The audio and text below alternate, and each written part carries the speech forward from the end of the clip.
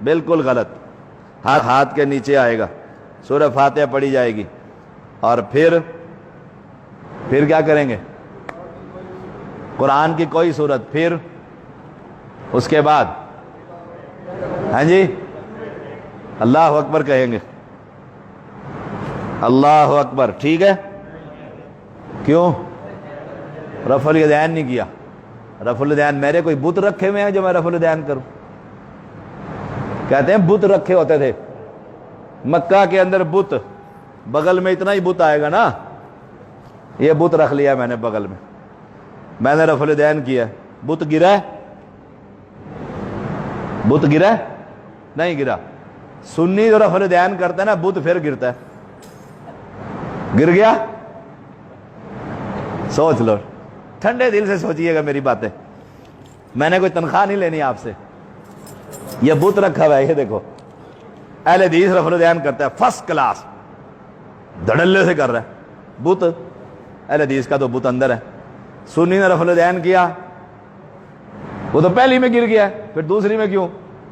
دنیا کی کسی حدیث کی کتاب میں یہ واقعہ نہیں. ڈاکٹر الطاف صاحب سال ہر سال تحقیق کرتے رہے, اتنے سوال کرتے تھے نا مجھ سے, اور میں کہتا تھا یا اللہ یہ بندہ سوال بڑا کرتا ہے, رفع الیدین کیوں نہیں کرتا؟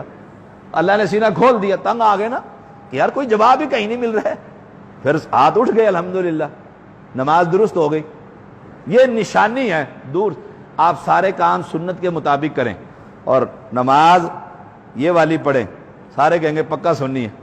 سارے کام سنت کے خلاف کریں اور جاتے ہوئے رکوع میں ایسے کریں گا پکا وہابی آیا. یہ نشانی ہے, یہ امتیاز ہے. بت نہیں, دنیا کی کسی کتاب میں یہ آئی بات کہاں سے؟ پھر کسی کتاب میں نہیں, حدیث کی کتاب نہیں کہہ رہا, دنیا کی کسی عالم نے کتاب لکھی ہو نا اور کہا جی یہ دیکھو فلاں امام کا قول ہے, سب جھوٹ, کچھ بھی نہیں, پیدل خبریں. آئی کہاں سے؟ میرے نانکوں سے. وہ جو میرے سید کا نانکے ہیں نا ادھر بیٹھے, امام بارگاہ سے آئی ہے. ہم سید ہیں یا حسین, پھنس گئے, حسین والوں نے دی. کیسے کہ نبی کے پیچھے سب سے پہلے نماز پڑھنے والا کون ہے؟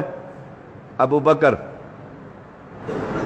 رضی اللہ تعالیٰ. علی تو بچے ہیں نا, ابو بکر, عمر, عثمان, اور ان کے نزدیک یہ لوگ مسلمان نہیں ہیں. یہ بت کیوں رکھتے تھے جی؟ وہ منافق ہوتے تھے. اور اللہ کے بندے, منافق تو مکے میں تھے ہی نہیں, منافق تو مدینے میں تھے, مدینے میں تھے.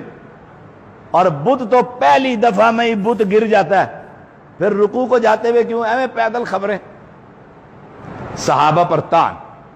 نماز پڑھنے والے کون ہیں؟ ابو بکر, صحابہ کی جماعت ہے پہلی صف میں, پہلی صف کے, اور ان کے اوپر الزام کہ وہ بت رکھتے تھے. ابو بکر اگر بت رکھے تو دنیا میں کوئی اور بندہ مسلمان ہے؟ سبحان. پیدل خبریں بنائی. صحیح مسلم کی حدیث بیان کرتے ہیں, رسول اللہ صلی اللہ علیہ وسلم نے فرمایا اسکنوا فی الصلاۃ, نماز میں سکون سے رہو.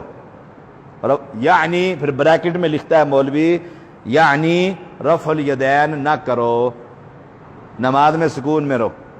نماز شروع ہو گئی ہے, عید کی نماز ہے, سنی نماز پڑھ رہا ہے, ایک تکبیر, پھر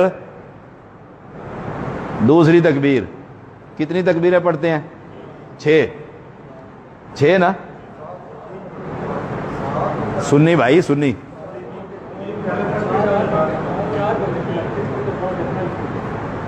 کتنی پڑھتے ہیں سنی؟ 6. اور پکا سنی بیٹھا ہوا ہے ملک علی بہادر, نیت کرتے ہیں باقاعدہ, زائد 6 زائد تکبیروں کی نیت. اب وہ کہتے ہیں نماز میں سکون اور رفع الیدین. جب سکون ہے تو رفع الیدین کیوں؟ رکوع کی رفع الیدین کینسل, عید کی جاری. وتر پڑھتے ہیں کتنے؟ 3.